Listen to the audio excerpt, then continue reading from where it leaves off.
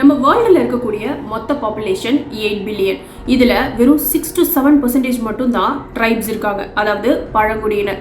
இந்த பழங்குடியினரை 2 கேட்டகரியாக பிரிக்கலாம். ஒன்று, இந்த வேர்ல்டோடையும் கான்டாக்டில் இருக்காங்க, அதே சமயம் அவங்களுடைய கல்ச்சர் அண்ட் ட்ரெடிஷனை விட்டு கொடுக்காம அதையும் பின்பற்றிட்டு வராங்க. இதில் இன்னொரு கேட்டகரி இருக்காங்க, அவங்க இந்த வேர்ல்டோட சுத்தமாக கான்டாக்ட்லேயே இல்லாமல் ரொம்ப ரொம்ப ஐசோலேட்டடாக இருக்கிறவங்க. ஃபார் எக்ஸாம்பிள், நம்ம இந்தியாவிலேயே இருக்கக்கூடிய நார்த் சென்டினல் ட்ரைப்ஸ், இவங்கெல்லாம் வெளி உலகத்து கூட சுத்தமாக கான்டாக்ட்லேயே கிடையாது.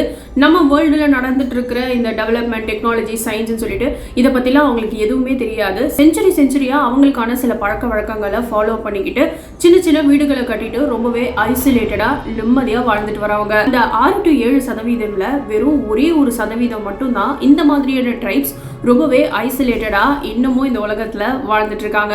ஸோ பெரும்பாலும் இந்த மாதிரியான ட்ரைப்ஸை எங்க பார்க்க முடியும் அப்படின்னு பார்த்தீங்கன்னா, அமேசான் காடுகள்ல, பாப்பா நியூகினி, அந்தமான் அண்ட் நிக்கோபார் ஐலாண்ட்ஸ்ல இன்னுமே இந்த ட்ரைப்ஸ்லாம் வாழ்ந்துட்டு இருக்காங்க. இந்த 1% ஆஃப் தி ட்ரைப்ஸ் வசிக்கக்கூடிய இந்த இடங்கள்லாம் ஹைலி ரெஸ்ட்ரிக்டட் ஏரியாவா இருந்துட்டு இருக்கு. அதாவது அந்தந்த நாடுகளில் இருக்கக்கூடிய கவர்மெண்ட் இந்த இடத்த ஃபுல்லா தடை பண்ணி வச்சிருக்காங்க. மனுஷங்க உள்ள போகக்கூடாது, அவங்களோட லைஃப் ஸ்டைலை டிஸ்டர்ப் பண்ணக்கூடாது அப்படிங்கிறதுக்காக. ஆனா அதையும் மீறி ஒரு சில பேர் தவறுதல் இந்த ட்ரைப்ஸ் இருக்கிற இடத்துக்கு போனாலோ இல்ல இந்த ட்ரைப்ஸுக்கு மாடர்ன் வேர்ல்டுல என்ன நடக்குது அப்படிங்கறத சொல்லி புரிய வைக்கிறேன் அப்படின்னு சொல்லிட்டு உள்ள போனவங்க யாரும் உயிரோட வெளியில வந்ததா சரித்திரமே கிடையாது. அந்த அளவுக்கு ரொம்ப ரொம்ப டேஞ்சரஸ் ஆனவங்க தான் அந்த 1% ட்ரைப்ஸ். சரி, இப்போ எதுக்கு இந்த கதையெல்லாம் உட்காந்து சொல்லிட்டு இருக்க?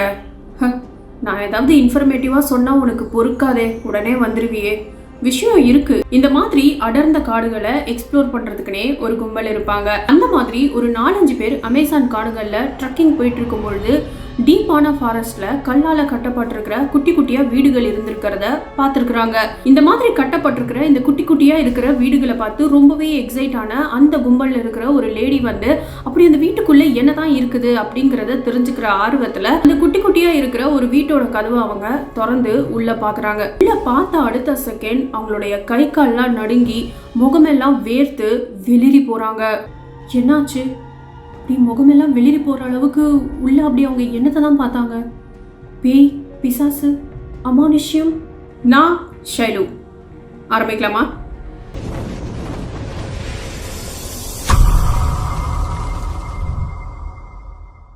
ட்ரைப்ஸை பொறுத்த வரைக்கும் செஞ்சுரியாக அவங்க சில விஷயங்களை ஃபாலோ பண்ணிட்டு வருவாங்க.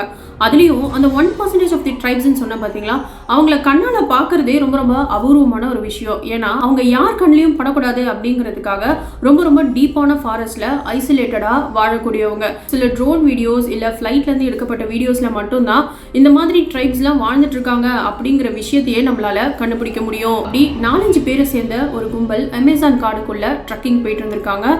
டீப் அண்ட் டார்க்கான இந்த ஃபாரஸ்ட்குள்ள ட்ரக்கிங் போயிட்டு இருக்கும் பொழுதுதான் நடு காட்டுக்குள்ள கல்லால கட்டப்பட்டிருக்கிற இந்த மாதிரி குட்டி குட்டியான வீடுகளை அவங்க பார்த்துருக்குறாங்க. ஃபர்ஸ்ட் பார்க்கும் பொழுது கல்லெல்லாம் அடுக்கி வச்ச மாதிரி தான் இருந்திருக்குது. ஆனா அதுக்கு மேல இருந்த இந்த மரங்களுடைய வேறு குப்பையெல்லாம் நீக்கிட்டு பார்க்கும் பொழுது ஒரு பர்ஃபெக்டா கட்டப்பட்ட குட்டி வீடு மாதிரி அது இருந்திருக்கு. அந்த அளவுக்கு மரத்துடைய வேராலையும் குப்பையாலையும் கவர் பண்ணப்பட்டிருக்கு அப்படின்னாக்கா இந்த வீடுகள்லாம் பல வருஷங்களுக்கு முன்னாடி கட்டப்பட்டதா இருக்கும். அதை சுத்தி யாருமே இல்லாததுனால அந்த குரூப்ல இருந்த மாயா விண்டர்ஸ் அப்படிங்கிறவங்க ரொம்பவே எக்ஸைட் ஆகி அந்த வீட்டுக்குள்ள என்ன இருக்குது அப்படிங்கறத தெரிஞ்சுக்கணும்னு நினைச்சிருக்காங்க.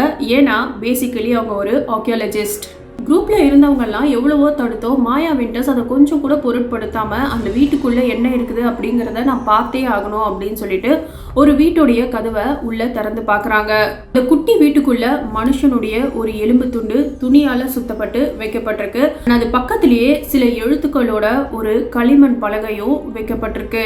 இதை பார்த்த அடுத்த செகண்ட் அங்க இருக்கிறவங்க எல்லாம் பயங்கர ஷாக் ஆயிட்டாங்க அப்படின்னு சொல்றதை விட பயந்து போயிட்டாங்க அப்படின்னு தான் சொல்லணும். ஸோ பேசிக்கா அந்த கல்லால கட்டப்பட்டிருக்கிற அந்த குட்டி குட்டி வீடெல்லாம் என்ன அப்படின்னு பார்த்தீங்கன்னா, பழங்குடியினர் இறந்து போறவங்களுக்காக கட்டப்படக்கூடிய குட்டி குட்டி கல்லறை. ஸோ மாயா விண்டர்ஸ் இந்த குட்டி குட்டி வீடுகளுடைய கதவுகளை திறந்த அடுத்த செகண்ட் தி மம்மி படத்துல வர மாதிரி நிறைய பூச்சி சத்தம் கேட்டுட்டு இருந்த அந்த காட்டு பகுதி பயங்கர அமைதியா இருக்குது. ஏன்னா இவங்க பண்ணியிருக்கக்கூடிய இந்த விஷயம் இறந்து போனவங்களுடைய ஆன்மாவை டிஸ்டர்ப் பண்ற மாதிரி அர்த்தம். அதனால அந்த இடத்துல ஏதோ ஒரு பெரிய தப்பு நடந்த மாதிரி அந்த இடம் ஃபுல்லாமே பயங்கரமான ஒரு ஹெவி வைப்ஸ் ஒன்று கிரியேட் ஆயிருக்கு. இதுக்கு மேல இந்த இடத்துல இருக்கிறது சேஃப் கிடையாது அப்படின்னா அந்த ட்ரக்கிங் போன கும்பல் உடனடியாக அந்த காட்டை விட்டுட்டு வெளியில வந்துடுறாங்க. காட்டுல இருந்து வெளியில வந்தோடனே அங்க இருக்கிற லோக்கல்ஸ் கிட்ட நடந்த மொத்த விஷயத்தையும் அவங்க சொல்றாங்க. இதை கேட்ட அந்த லோக்கல்ஸ், நீங்க ரொம்ப பெரிய தப்பு பண்ணிட்டீங்க, பழங்குடியினர்களுடைய முன்னோர்களுடைய ஆன்மாவை நீங்க டிஸ்டர்ப் பண்ணிருக்கீங்க, அதனால பழங்குடியினருடைய முன்னோர்கள் கிட்ட மன்னிப்பு கேட்கிற மாதிரி சின்னதா ஒரு பூஜை பண்ணுங்க அப்படின்ற மாதிரி சொல்லியிருக்காங்க. இவங்களும் அதுக்கு ஒத்துக்கிட்டு பழங்குடியினருடைய முன்னோர்கள்கிட்ட மன்னிப்பு கேட்கிற வகையில சின்னதா ஒரு பூஜை பண்ணிட்டு அந்த இடத்துல இருந்து கிளம்புறாங்க. ஆனா என்னதான் இவங்க மன்னிப்பு கேட்டு பூஜை பண்ணாலும் மாயா வின்டர்ஸ்க்கு அன்னைக்கு நைட்டு தூக்கமே வரல. காட்டுக்குள்ள இருந்து யாரோ கத்துற மாதிரியான சத்தங்கள், அவங்களுடைய ரூம் வாசல்ல நின்று யாரோ அவங்கள முறைச்சி பாக்குற மாதிரி நிறைய அமானுஷமான உருவங்கள்லாம் அவங்க கண்ணுக்கு தெரிஞ்சிருக்குது. இது மாயா வின்டர்ஸ்க்கு மட்டும் இல்லாம அவங்களோட ட்ரெக்கிங் போன எல்லாருமே இந்த மாதிரியான சில விஷயங்களை எக்ஸ்பீரியன்ஸ் பண்ணியிருக்கிறாங்க. ஓகே, இந்த தப்பை இனிமே யாரும் பண்ணக்கூடாது அப்படின்னு முடிவு பண்ண மாயா வின்டர்ஸ் மறுபடியும் காட்டுக்குள்ள போய் அந்த மொத்த இடத்தையும் கேர்ஃபுல்லா டாக்குமெண்ட் பண்றாங்க. கொஞ்ச நாள் கழிச்சு அதை பக்காவா ரெடி பண்ணி ரிலீஸும் பண்றாங்க. அந்த ட்ரைப்ஸோட ஹெரிட்டேஜை பாதுகாக்கணும் அப்படிங்கிறதுக்காக. The end.